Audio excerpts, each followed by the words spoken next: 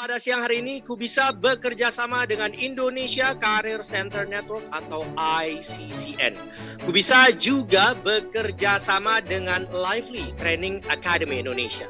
Dan juga Kubisa bekerja sama dengan Kormo Jobs persembahan dari Google Indonesia. Dan tidak ketinggalan teman-teman ya, Kubisa juga bekerja sama dengan tuan rumah, yaitu Universitas Negeri Malang, Jawa Timur. Dengan ini, kami bersama mempersembahkan sebuah program bernama Kubisa Goes to Campus di episode ke-148. Dan kali ini kami hadir dengan tema menjadi mahasiswa kreatif serta adaptif ataupun inovatif 5.0. Waduh, keren banget ya. Assalamualaikum warahmatullahi wabarakatuh. Selamat siang, salam sejahtera bagi kita semua. Mudah-mudahan kita semua yang hadir pada webinar virtual siang hari ini semuanya sehat. Yang saya hormati para narasumber webinar siang hari ini. Juga saya hormati para peserta webinar yang berbahagia. Pertama-tama marilah kita panjatkan syukur kehadirat Allah Subhanahu wa Ta'ala yang telah melimpahkan rahmat dan kasih-Nya sehingga kita dapat hadir secara virtual pada siang hari ini dalam rangka upskilling dengan mengikuti webinar yang merupakan kerjasama antara Ikatan Alumni Universitas Negeri Malang dengan Kubisa yang siang hari ini mengambil tema menjadi mahasiswa kreatif, adaptif, dan inovatif 5.0. Tema ini sungguh relevan dan menarik di mana perguruan tinggi sudah sepatutnya mengambil peran secara lebih komprehensif dalam menyiapkan lulusannya agar lebih kompeten dan mampu memasuki lapangan kerja yang dibutuhkan dunia saat ini, khususnya di era Society 5.0. Rekan-rekan sekalian, langsung saja selama kurang lebih 15 menit ke depan, saya persembahkan untuk Anda, inilah dia Muhammad Mustafa. Silakan Mas. Ya, terima kasih atas waktunya Mas Habibi. Salam kenal juga. Kemudian yang saya hormati Bu Fatmawati dan Mbak DJ ya. Salam kenal juga. Saya senang sekali ya hari ini saya bisa bergabung dengan Kubisa untuk memberikan success story ya, intinya success story ya. Tapi sebenarnya kalau menurut saya memang ya nggak terlalu sukses-sukses, tapi this is what I've been dreaming of. Jadi pertama-tama ini saya mau cerita gimana awalnya saya bisa masuk di Universitas Negeri Malang gitu. Jadi awalnya saya itu sebenarnya adalah lulusan SMK ya. Jadi saya salah satu lulusan SMK di Malang. Sejujurnya saya itu berasal dari keluarga yang kurang mampu. Dan waktu itu saya bingung gitu, nggak bisa kuliah, tapi pengen kuliah gitu. Terus akhirnya karena kemauan saya very big ya, sangat tinggi sekali untuk kuliah gitu. Saya akhirnya coba cari-cari beasiswa dan ya saya masuk UM dengan jalur beasiswa bidik misi ya. Berkat doa dan orang tua dan lain sebagainya, akhirnya saya masuk UM. Kenapa saya mau masuk UM? Karena dulu sebenarnya ceritanya ada beberapa pilihan universitas yang ingin saya masuki. Salah satunya UM dan karena di UM itu ada jurusan yang saya pingin gitu, ada teknik elektro dan di sana juga ada pendidikan teknik elektro. Nah karena saya dulu passionnya ya seperti mengajar seperti itu ya, jadi saya kira pendidikan teknik elektro ini cocok gitu loh untuk saya gitu. Waktu kuliah juga saya juga nggak mau yang begitu-begitu aja. Jadi masuk organisasi, masuk himpunan waktu itu. Dari situ saya kenal dengan banyak sekali relasi dan Universitas Negeri Malang juga sangat tempat yang sangat bagus juga untuk kita bisa berkembang gitu.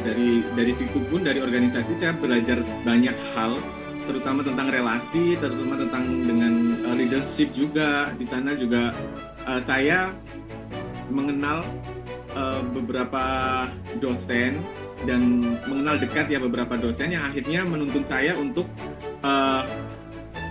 mengenal mengenal beberapa chance atau kesempatan untuk studi di luar seperti itu. Nah, akhirnya waktu semester 6 saya mendapat kesempatan untuk pertukaran pelajar di Jepang di sini. Jadi di Saga University waktu itu tahun 2017 sampai 2018. Kebetulan ada seleksi beasiswa namanya beasiswa JASO. Ada namanya JASO Scholarship untuk academic exchange di sini selama 1 tahun. Nah, waktu itu alhamdulillahnya saya terpilih jadi kandidat dari UM untuk masuk ke seleksi beasiswa JASO di sini. Waktu itu saya berangkat ke sini, saya di sini belajar banyak sekali hal baru, banyak sekali belajar banyak sekali pengembangan diri, banyak sekali mengenal orang banyak gitu. Terus kemudian waktu di sini saya juga bergabung di beberapa organisasi. Salah satunya adalah organisasi Swisa. Jadi kita di sini punya namanya Saga University International Student Association. Yang dari situ saya juga tahu nih beberapa info untuk kesempatan S2 ataupun beberapa beasiswa yang ditawarkan di sini juga. Kemudian balik lagi ke Universitas Negeri Malang untuk menyelesaikan studi saya di UM gitu. Kemudian target utama saya harus bisa S2 gitu. Jadi waktu itu setelah lulus UM sambil mengejar beasiswa Max, akhirnya saya bekerja di memilih pekerjaan yang tidak ada kontraknya ya istilahnya. Jadi kebetulan waktu itu saya diterima sebagai pengajar guru bahasa Indonesia di salah satu kampus di Malang. Mengajarlah saya beberapa bulan di sana dan akhirnya saya keterima Max tahun 2020. Sekarang menjadi mahasiswa di sini juga tidak tinggal diam ya istilahnya. Jadi saya di sini mengikuti beberapa organisasi juga. Saya di sini mengikuti Swista atau Student Organization, International Student Organization. Di sini kita mengorganisasi banyak sekali event, berorganisasi banyak sekali acara-acara. Saya sekarang sudah mau selesai ya. Setelah itu insya Allah saya akan lanjut lagi S3. Terima kasih Mas Tova, domo arigato. Dan rekan-rekan sekalian, selama kurang lebih 30 menit ke depan saya persembahkan untuk Anda Inladia Catur Sari Utoro atau yang biasa dipanggil Mbak DJ. Silakan Mbak DJ. Selamat siang, terima kasih Mas Habibi. Terima kasih teman-teman semua ya udah menerima saya, menerima kehadiran saya di sini. Salam kenal semuanya. Juga buat Ibu Fatmawati yang tadi yang membuka acara, dengan Mas Mustafa yang ada di Jepang. Salam kenal juga buat peserta semua di sini. Jadi teman-teman di sini kalau masih ada yang mahasiswa atau mungkin udah alumni juga ya, bahwa perubahan itu selalu ada dalam hidup kita, ya kan?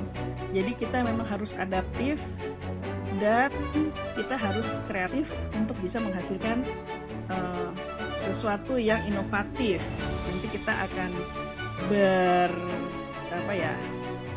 belajar, sama-sama belajar, bersenang-senang mengikuti materi-materi yang akan saya share di sini.